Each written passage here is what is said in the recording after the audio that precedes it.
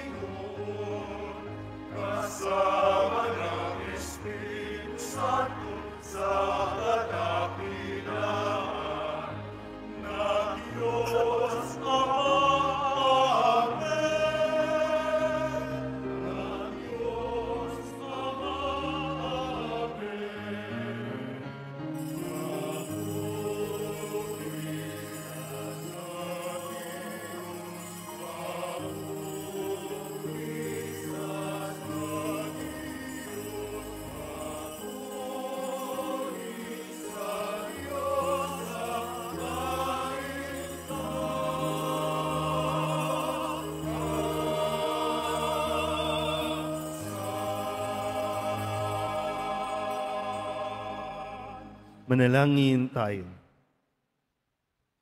Ama naming makapangyarihan, ginagawa mong kami magkaisa ng kalooban.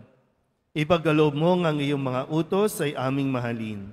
Ang iyong mga pangako ay hangarin naming tanggapin upang sa anumang pagbabago sa paligid namin, manatiling matatag ang aming loobin sa tunay na kasiyahang matatagpuan sa iyong piling.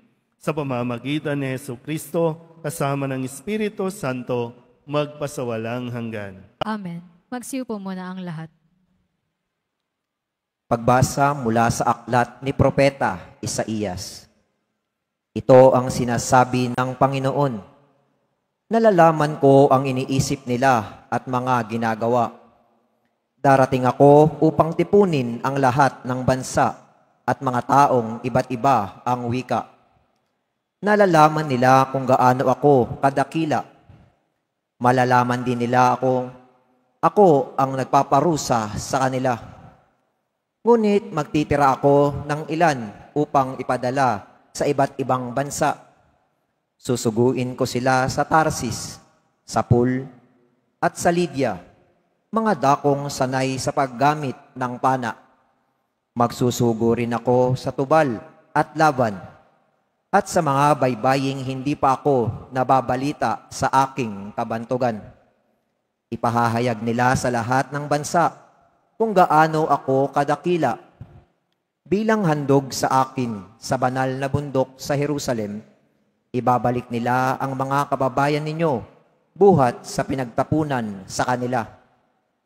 Sila'y darating na sakay ng mga kabayo, asno, kamelyo, karwahe at kariton, tulad ng pagdadala ng mga handog na butil sa templo, nakalagay sa malinis na sisidlan. Ang ilan sa kanila ay gagawin kong saserdote, at ang ilan ay levita. Ang salita ng Diyos. Salamat sa Diyos. Humayot dalhin sa tanan, mabuting balitang aral. Humayot dalhin sa tanan, mabuting balitang aral. Purihin ang poon, dapat na purihin ng lahat ng bansa. Siya ay purihin ng lahat ng tao sa balat ng lupa. Humayot dalhin sa tanan, mabuting balitang aral. Pagkat ang pag-ibig na ukol sa ati, dakila at wagas, at ang katapatan niya'y walang wakas. Humayot dalhin sa tanan, mabuting balitang aral.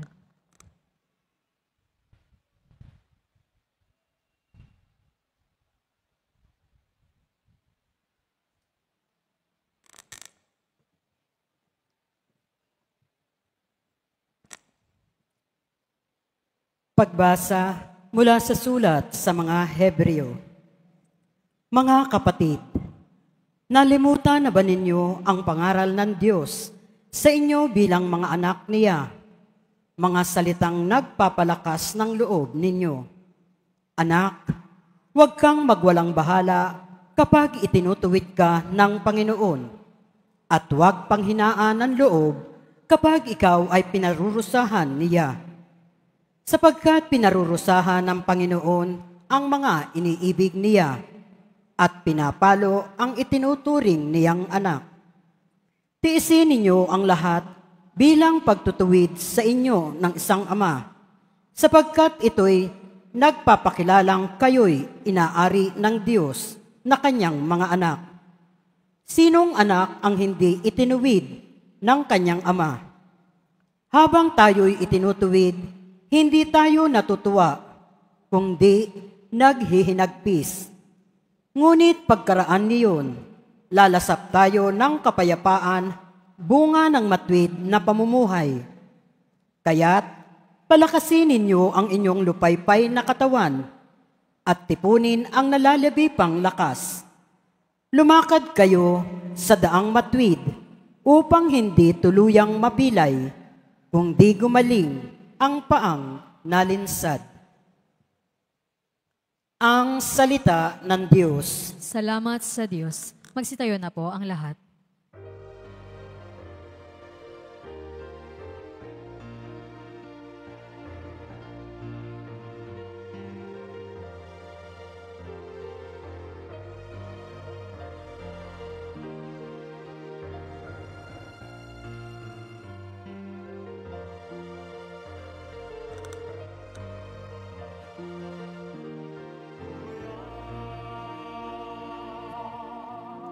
Ikaw, Kristo, ang daan,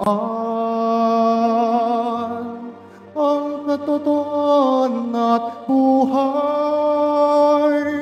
patungo sa mahal.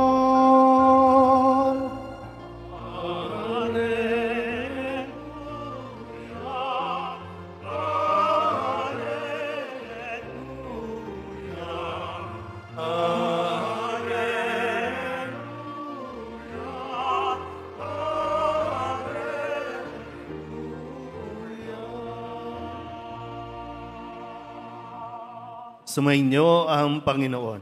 At sumairo. Ang mabuting balita ng Panginoon ayon kay San Lucas. Papuri sa iyo, Panginoon. Noong panahong iyon, nagpatuloy si Jesus sa kanyang paglalakbay. Siya'y nagtuturo sa bawat bayan at nayon na kanyang dinaraanan patungong Jerusalem. May isang nagtanong sa kanya, "Ginoo, kakaunti po ba ang maliligtas?" Sinabi niya, "Pagsikapan ninyong pumasok sa makipot na pintuan. Sinasabi ko sa inyo, marami ang magpipilit na pumasok, ngunit hindi makakapasok. Kapag ang pinto'y isinara na ng puno ng sambahayan, magtitiis kayong nakatayo sa labas at katok ng katok. Sasabihin ninyo, Panginoon, papasukin po ninyo kami." Sasagutin niya kayo, "Hindi ko alam kung taga saan kayo." At sasabihin ninyo, "Kumain po kami at uminom na kasalo ninyo at nagturo pa kayo sa mga lansangan namin." Sasabihin naman ng Panginoon, "Hindi ko alam kung taga saan kayo. Lumayo kayo sa akin, kayong lahat na nagsisigawa ng masama. Tatangis kayo at magngangalit ang inyong ngipin. Kapag nakita ninyong nasa kaharian ng Diyos, sina Abraham, Isaac at Jacob, at ang lahat ng propeta, at kayo namay ipinagtabuyan sa labas. At darating ang mga tao, buhat sa silangan at kanluran, sa hilaga at timog, at dudulog sa hapag sa kaharian ng Diyos. Tunay ngang may nahuhuling mauuna at may nauunang mahuhuli." Ang mabuting balita ng Panginoon. Pinupuri ka namin, Panginoong Hesukristo. Magsiupo muna ang lahat. Sabihin nyo nga sa katabi ninyo, pinagpala ka na. Kung pinagpala na tayo, huwag sanang sayangin, huwag sanang mauwi sa wala. Kasi baka naman pinagpapala na nga tayo, pero hindi naman tayo makakarating sa langit. Yung gustong pumunta ng langit, pumalakpak nga. Baka mayroong ayaw. Dalawa lang ang pupuntahan natin, langit at impyerno. Saan tayo dyan? Kaya nga mayroon tayong tinatawag na kabilang buhay. Buhay natin ngayon, at ang mahalaga, kasi ang buhay natin ngayon ang magdidetermine kung ano ang magiging buhay natin sa kabila. Buhay ba na walang hanggang paghihirap o buhay na walang hanggang kapayapaan? Mamili ka. Ikaw din ang magdidesisyon yan. Bagamat ibinibigay na ng Diyos ang lahat ng paraan, ang lahat ng daan para makarating tayo sa langit. Kaya nga ngayon, ang tanong na iniiwan dito nung may lumapit sa Poong Jesus Nazareno at ang kanyang tanong, Ginoo, kakaunti po ba ang maliligtas? Siguro, nung panahong iyon, ang pananaw kasi ng mga Israelita, sila lang ang maliligtas. Dahil ang mga Israelita, ang bayang Israel, sila ang bayang pinili ng Diyos. Kaya pakiramdam nila, kahit anong gawin nila, sa langit sila mapupunta. Pero kung narinig ninyo ang pahayag mula sa aklat ni Propeta Isaías, ang sabi dito, titipunin ng Diyos ang lahat ng bansa, ang mga taong iba't iba ang wika. So binubuksan ang kaharian binubuksan ang pagkangkaligtasan hindi lang sa Israel, kundi sa iba't ibang lahi pa. Kaya yung tanong muli sa ating ebanghelyo, kakaunti po ba ang maliligtas? Minsan nakakasalamuha tayo ng mga ibang paniniwala, ibang relihiyon, ibang sekta na nagsasabing, kami lang ang maliligtas, kaya umanib na kayo sa amin. At tayong mga Katoliko, hindi rin tayo pwedeng magsabi na Katoliko lang ang maliligtas. Hindi totoo yan. Ang kaligtasan na ginawa ni Jesus, ng poong Jesus Nazareno, ay para sa lahat. Bagamat para sa lahat, hindi naman automatic na pag sinabing, ay, deboto ako ng Nazareno, kaya dapat nasa langit ako. Tingnan nyo nga yung mga katabi ninyo kung makikita ba kayo sa langit niyan? Sa tingin nyo ba? Makikita ba sa langit o sa impyerno? O yung isa sa langit, yung isa sa impyerno? Saan nga ba? Kasi hindi sinagot ni Jesus, di ba? Yung tanong kasi na, kakaunti po ba? Hindi naman niya sinabing, mga 10, mga 5. Hindi naman. Ang sinabi niya dun sa nagtanong, kasi hindi mahalaga kung baka kasi siya, ina-assume niya na kasama siya doon. Kaya ang sabi ni Jesus, pagsikapan ninyong makapasok sa makipot na pintuan. So imagine niyo po, ha? So yung pintuan ng langit pala, hindi kasing luwag ng pintuan natin dito sa simbahan, doon sa harapan, sa gilid. Makipot ang pintuan. Isa lang ang kakasya. Hindi pwede magsabay-sabay. Isa lang ang kakasya. Makakapasok ka kung, sabi dito, pagsisikapan mong makapasok sa makipot na pintuan. Hindi ka makakapasok kung marami kang bitbiting maleta.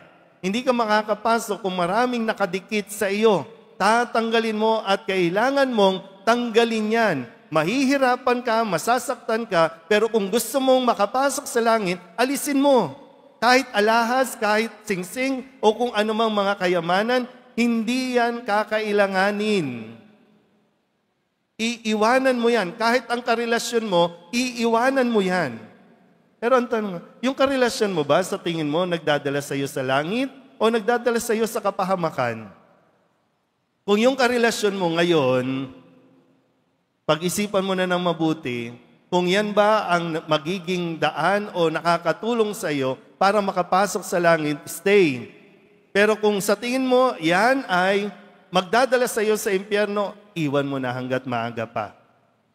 Kaya nga sabi sa sulat sa Hebreo, ipinapaalala sa atin na lumakad kayo sa daang matuwid upang hindi tuluyang mapilay, kundi gumaling ang paang nalinsad.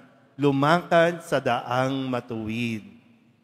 Sige nga ulit, yung gustong makapasok ng langit, pumalakpak nga po. Pues, lumakad tayo sa daang matuwid. Kaya habang may panahon pa, sinasabi din dito, habang may pagkakataon pa, sabihin nyo nga ulit sa katabi ninyo, may oras ka pa. Pwedeng 1 oras na lang, 1 araw, 1 linggo, 1 buwan, 1 taon, pero may pagkakataon pa ibinibigay sa atin. Kaya ngayon, pag-isipan mo na ng mabuti, kung ikaw ang dahilan ng pagbaha noong Biyernes dahil sa mga flood control na kinukuha ang mga budget, ibalik mo na. Pagsisihan mo na, hindi ka makakapasok sa langit. Kung ikaw ay nagnanakaw pa, minsan di ba, deboto ng Nazareno, pero panay ang online game o kaya gambling dyan sa cellphone, panay ang sugal, itigil mo na yan kung gusto mong makapasok sa langit. Kung kayo nagsasama na hindi pa kasal, magpakasal na kayo kung gusto nyo makapasok sa langit.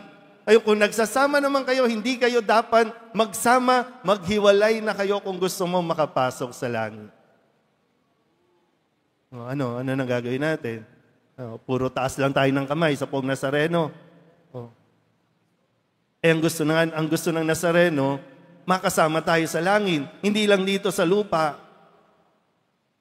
Kasi pagdating sa langit, lahat ng inihingi natin, lahat ng iniiiyak natin sa Nazareno, hindi mo nakakailanganin. Kasi doon talagang mararamdaman mo yung fulfillment. Hindi mo na kailangan umiyak pa. Okay na doon. May oras ka pa. Kung naging pabaya kang magulang, may oras ka pa. Tahakin mo ang daang matuwid.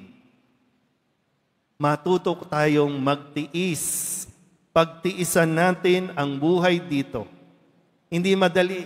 Kaya nga, makipot ang pintuan para ikaw lang. Kasi lahat ng naka-attach sa atin, kailangan mong alisin. Kailangan nating alisin. Muli, ikaw din magdidesisyon. Tayo rin. Bagamat nandyan yung invitation ng Poong Nazareno na makarating tayo sa langit, pero kailangan mong magdesisyon. Hindi tayo panghabang buhay dito. Iniisip niyo ba yun minsan? Kapag, sa gabi, o kaya wala kang ginagawa, iniisip mo ba yung oras na makarating kaya ako sa langit? Sa lifestyle na mayroon tayo, sa ugali na mayroon tayo, makakapasok kaya ako sa langit? Una natin siguro itindihin kung yung ibang tao, ikaw na mismo, makakapasok ba ako sa langit sa ugali ko, sa pamumuhay ko ngayon? So, kita-kits na lang tayo. Pero sana, sana sa langit. Kasi ang ginawa ni Jesus, ang pagpasan ng krus, ang pagpapako sa krus, ang pag-aalay niya ng buhay ay para sa ating kaligtasan. At nangako siya na doon sa langit, maraming silid para sa ating lahat na magtatagumpay hanggang wakas. Magtitiis hanggang wakas.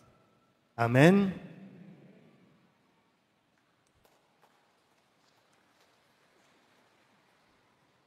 Magsitayo na po ang lahat. Ipahayag natin ang ating pananampalataya. Sumasampalataya ako sa Diyos Amang makapangyarihan sa lahat, na may gawa ng langit at lupa. Sumasampalataya ako kay Jesucristo, iisang anak ng Diyos, Panginoon nating lahat. Nagkatawang tao siya, lalang ng Espiritu Santo. Ipinanganak ni Santa Mariang Birhen. Pinapakasakit ni Poncio Pilato. Ipinako sa krus sa matay ni Libing. Nanaog sa kinaroroonan ng mga yumao. Nang may 3 araw na buhay na mag-uli, umakyat sa langit, naluluklok sa kanan ng Diyos Amang makapangyarihan sa lahat. Doon magmumulang paririto at uhukom sa nangabubuhay at nangamatay na tao. Sumasampalataya naman ako sa Diyos Espiritu Santo, sa banal na simbahang Katolika, sa kasamahan ng mga banal, sa kapatawaran ng mga kasalanan, sa pagkabuhay na muli ng nangamatay na tao, at sa buhay na walang hanggan. Amen. Ang daan sa iyong paghahari, Ama, ay nangangailangan ng isang radikal na pasya. Dito at ngayon, isang pagpili sa iyo na dapat naming gawin sa tuwina, kailanman at saan man. Tulungan mo kami may pangyari ito. Ang ating pong itutugon, Diyos ng buhay, panatilihin mo kami. Diyos ng buhay, panatilihin mo kami. Mapagmahal na Ama, gabayan mo si Papa Leon, mga obispo, pari, diakono, at kaming mga laiko, upang sa paggabay ng iyong espiritu, aming piliin ang mga desisyong makabubuti para sa simbahan. Manalangin tayo. Diyos ng buhay, panatilihin mo kami. Mapagmahal na Ama, liwanagan mo ang aming mga pinuno sa pamahalaan, upang maihandog nila ang iyong mabuting kalooban sa bawat mamamayan, sa pamamagitan ng pagtupad ng mga patakarang nagtataguyod at nagtatanggol ng dignidad ng tao. Manalangin tayo. Diyos ng buhay, panatilihin mo kami. Mapagmahal na Ama, makatagpo nawa ng kaaliwan ang mga taong dumaranas ngayon ng matinding paghihirap sa aspektong pinansyal, emosyonal o espiritual sa iyong presensyang matatagpuan sa aming katapatan sa pag-ibig at paglilingkod sa bawat isa. Manalangin tayo. Diyos ng buhay, panatilihin mo kami. Mapagmahal na Ama, yakapin mo ang mga yumao, lalong-lalo na silang malalapit sa aming puso. Manalangin tayo. Diyos ng buhay, panatilihin mo kami. Sa ilang sandali ng katahimikan, itaas natin sa Diyos ang ating pansariling kahilingan. Gayon din, ang mga pangangailangan ng ating pamayanan at mga nag-alay ng intensyon sa ating mga misa ngayon. Manalangin tayo. Diyos ng buhay, panatilihin mo kami. Ang lahat ng ito inihiling namin sa ngalan ni Kristo ang aming Panginoon. Amen. Magsiupo muna ang lahat.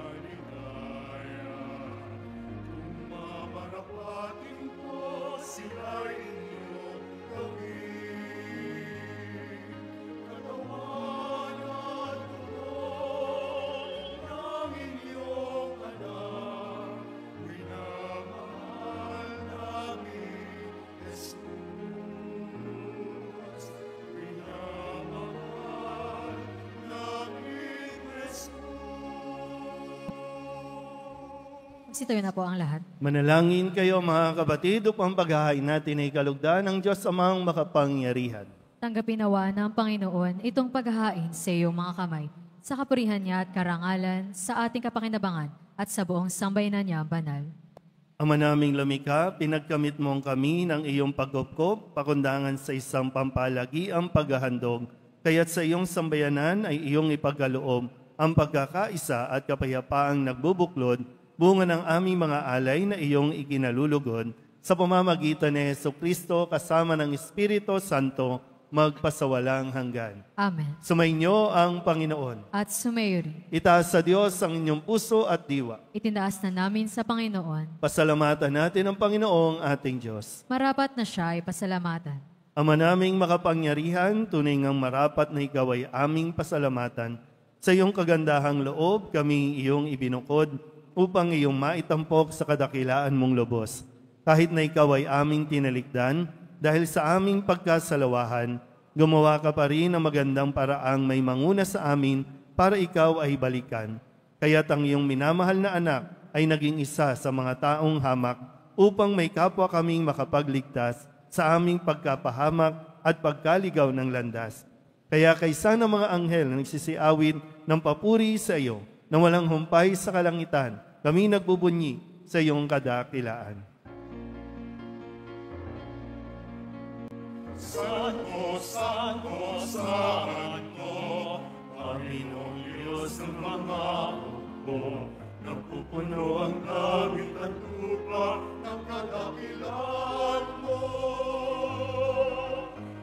Hosana sa kaitaasan, pinamalang naparirito sa ngalan ng Panginoon. Hosana sa kaitaasan.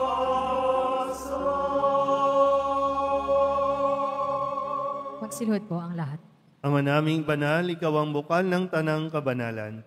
Kaya't sa pamamagitan ng iyong Espiritu, gawin mong banal ang kaloob na ito upang para sa aming maging katawan at dugo ng aming Panginoong Jesucristo.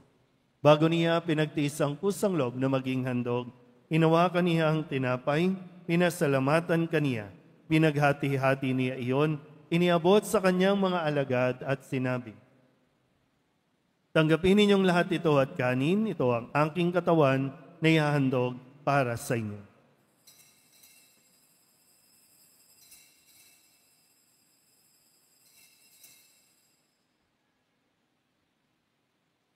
Gayun din naman nang matapos ang hapunan, hinawakan niya ang kalis, muli kaniyang pinasalamatan. Iniabot niya ang kalis sa kanyang mga alagad at sinabi, tanggapin ninyong lahat ito at inumin. Ito ang kalis ng aking dugo, ng bago at walang hanggang tipan. Ang aking dugo na ibubuhos para sa inyo at para sa lahat, sa ikapagpapatawad ng mga kasalanan. Gawin ninyo ito sa pag-alaala sa akin.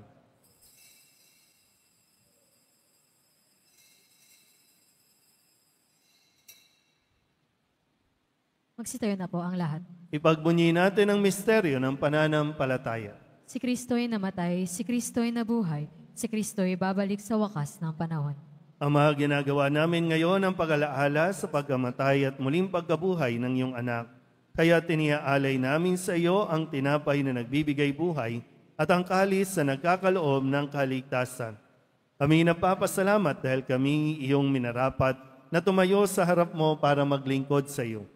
Isinasama namin kami magsasalo-salo sa katawan at dugo ni Kristo ay mabuklod sa pagkakaisa sa pamamagitan ng Espiritu Santo.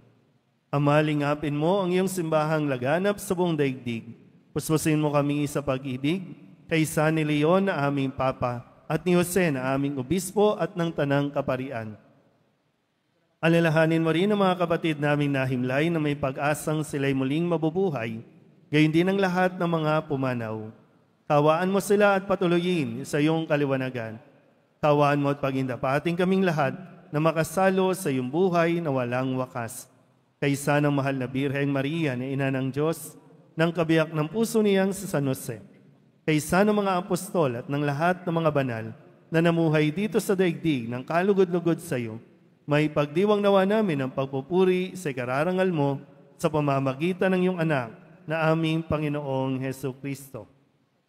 Sa pamamagitan ni Kristo, kasama niya at sa Kanya, ang lahat ng parangal at papuri ay sa iyo, Diyos Amang makapangyarihan, kasama ng Espiritu Santo, magpasawalang hanggan.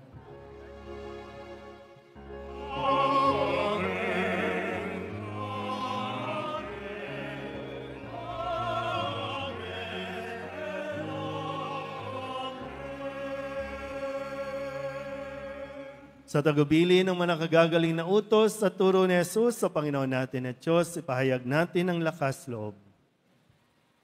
Ama namin, Sumasalangit ka, sambahin ang ngalan mo, mapasa amin ang kaharian mo, sundin ang loob mo dito sa lupa para nang sa langit. Bigyan mo kami ngayon ng aming kakanin sa araw-araw at patawarin mo kami sa aming mga sala para nang pagpapatawad namin sa nagkakasala sa amin. At huwag mo kaming ipahintulot sa tukso at iadya mo kami sa lahat ng masama. hinihiling namin kami iadya sa lahat ng masama, pagkalooban ng kapayapaan araw-araw, iligtas sa kasalanan at ilayo sa lahat ng kapahamakan. Samantalang aming pinananabikan ang dakilang araw ng pagpapahayag ng tagapagligtas naming sa Jesucristo. Sapagkat iyo ang kaharian at ang kapangyarihan at ang kapurihan magpakailanman. Amen. Panginoong Jesucristo, sinabi mo sa iyong mga apostol, kapayapaan ang iniiwan ko sa inyo, ang aking kapayapaan ang binibigay ko sa inyo. Tunghayan mo ang aming pananampalataya at huwag ang aming mga pagkakasala.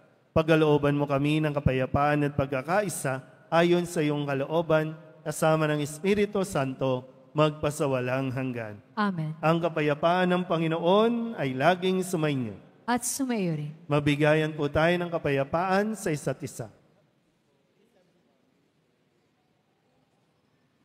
Kordero ng Diyos na nag-aalis ng mga kasalanan ng sanlibutan, maawa ka sa amin.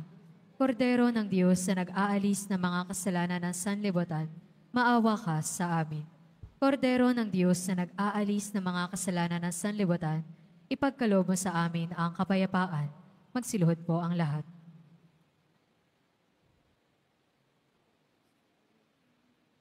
Ito ang kordero ng Diyos. Ito ang nag-aalis ng kasalanan ng sanlibutan. Mapalad ang mga inaanyayahan sa kanyang piging. Panginoon, hindi ako karapat-dapat na magpatuloy sa iyo, ngunit sa isang salita mo lamang ay gagaling na ako.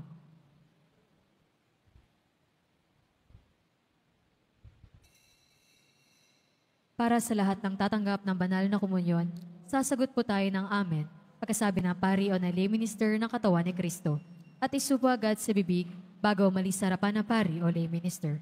Sumunod po tayo. Maraming salamat po.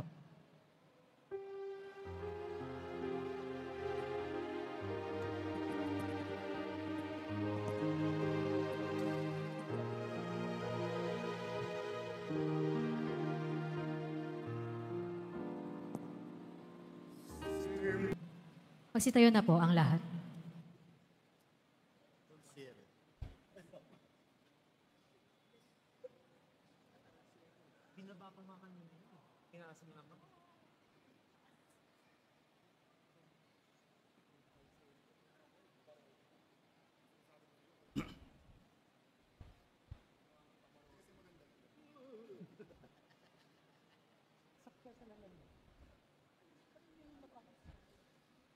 Manalangin tayo. Ama naming mapagmahal, lubusin mo sa amin ng kagalingang bigay ng iyong pag-ibig na ngayoy ipinagdiriwang at kami naway magkaroon ng ganap na kaunlaran upang sa lahat ng aming pinagkakaabalahan, ikaw ay aming mabigyang kasiyahan. Sa pamamagitan ni Jesucristo, kasama ng Espiritu Santo, magpasawalang hanggan. Amen. Sumainyo ang Panginoon. At sumayo rin. Panalangin ng pagbabasbas. Mahal na poong Jesus Nazareno, inihayag mo sa pamamagitan ng krus ang walang maliw na pag-ibig ng Diyos sa sangkatauhan. Pakinggan mo ang kahilingan, lalo na para sa mga nangangailangan ng iyong tulong at awa. Makamtanawa namin ang iyong kasagutan na may utang na loob na tinatanaw. Basbasan din po ninyo ang mga imahin at dasalan upang lalo kaming manalangin at magtiwala. Sa pamamagitan ng bendisyon na ito, naway lalo kaming maging mapaglingkod, masunurin at tapat sa iyo na aming maluwalhating Panginoon, magpasawalang hanggan. Amen. At pagpalain kayo na makapangyarihang Diyos, Ama at Anak at Espiritu Santo. Amen. Tapos ng banal na misa, humayo tayo sa kapayapaan ng poong Jesus Nazareno. Salamat sa Diyos.